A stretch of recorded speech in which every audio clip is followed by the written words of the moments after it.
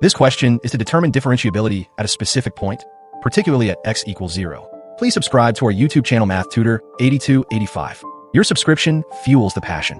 Let's grow together. Thank you so much. First step is to understand the definition of differentiability at a point. To check whether a function is differentiable at x equals 0, we apply the limit definition of the derivative. That is, we evaluate the limit of the difference between the function value at x and the function value at 0, divided by x minus 0, as x approaches 0. If this limit exists and is finite, the function is considered differentiable at that point. Next step is to consider option A, which is the absolute value of x multiplied by sine of absolute value of x. Near 0, the sine of absolute value of x behaves approximately like absolute value of x itself. So, absolute value of x times sine of absolute value of x becomes roughly the square of absolute value of x. Dividing this by x gives x, which approaches 0, as x approaches 0. Therefore, the function is differentiable at 0. Next step is to consider option B, which is the absolute value of x multiplied by sine of the square root of absolute value of x. Again, near 0, sine of square root of absolute value of x behaves like square root of absolute value of x. So the expression becomes absolute value of x times square root of absolute value of x, which gives absolute value of x raised to the power 1.5. Dividing that by x gives square root of absolute value of x, which approaches 0 as x approaches 0. So this function is also differentiable at 0.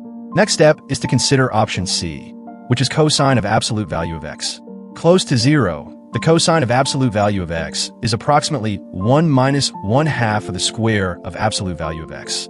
So the difference between cosine of absolute value of x and 1 behaves like negative 1/2 times the square of x. Dividing by x gives negative 1/2 times x, which tends to 0 as x approaches 0. So this function is differentiable at 0 too. Next step is to consider option D, which is cosine of square root of absolute value of x.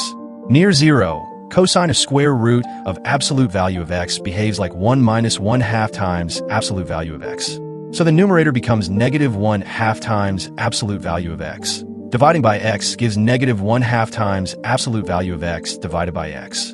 But this final ratio does not approach a single value as x approaches 0.